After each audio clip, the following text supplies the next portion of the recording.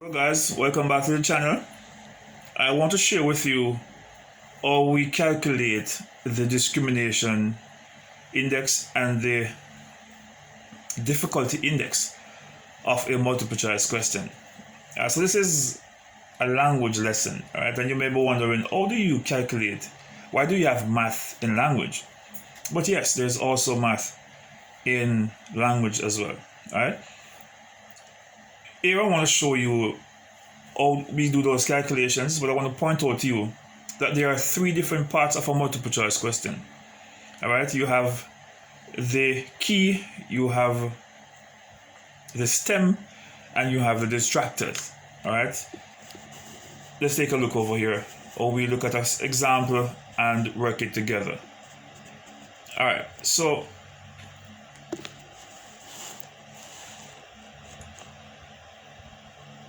here we have a question. All right, so this question would be, this would be the stem. All right.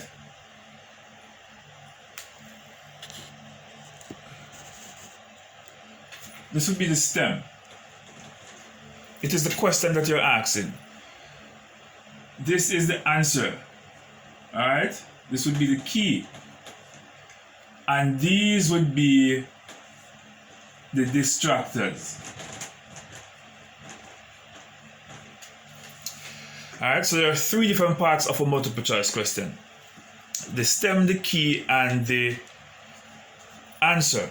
If you notice, B is the answer, so let's go over here.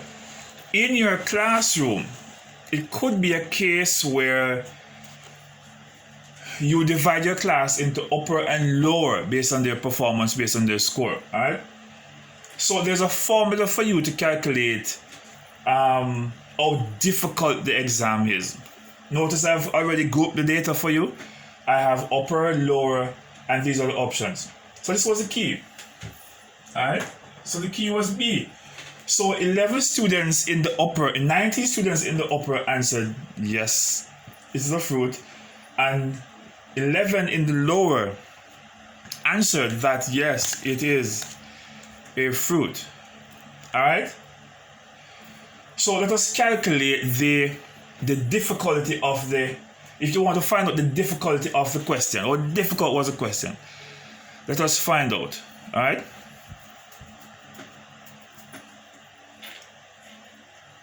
The formula is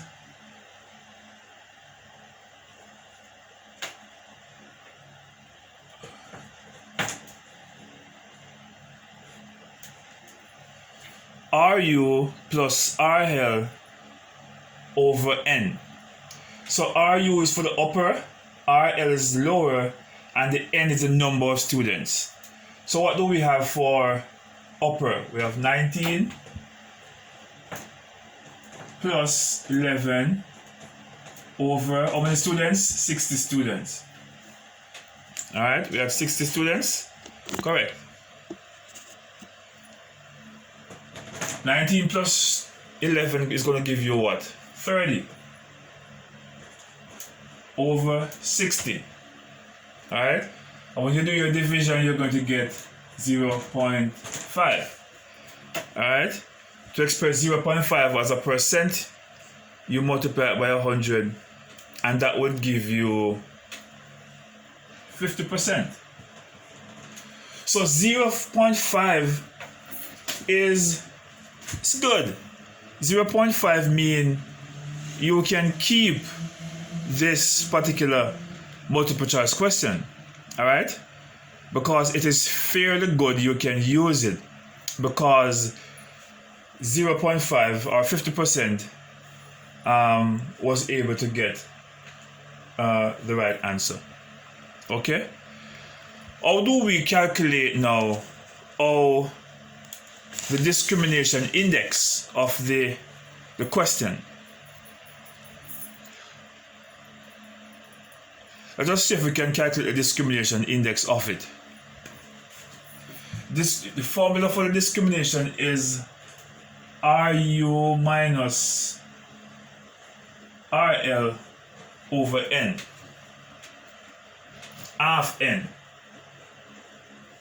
RU minus RL over half N. RU was what? 19 minus 11 over half of 60 is what? 30. Alright. Good so far?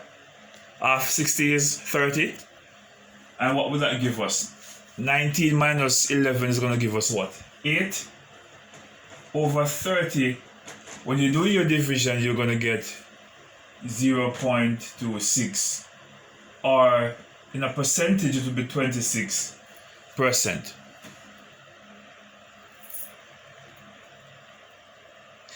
This discrimination is a positive discrimination. A positive discrimination is when more students in the upper class get the answer correct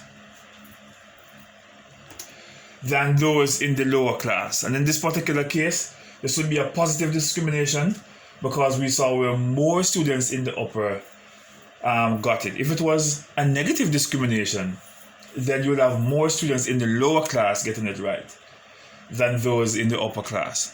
Alright, so we keep this one because it's a positive discrimination. But how do we describe the distractors?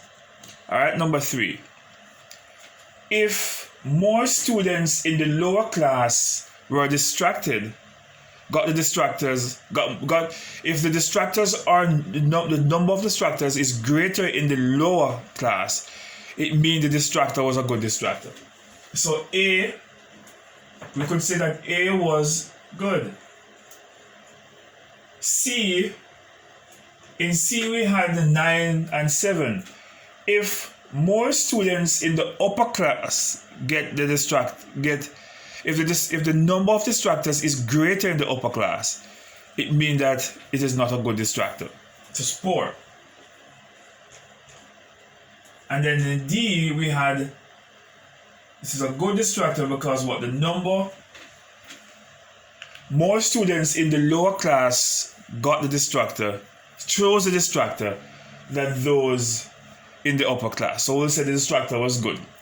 So this distractor is only good if more students in the lower class choose that option than those who are in the upper class. So that is how you calculate your discrimination index and your difficulty index when you're dealing with your multiple choice questions.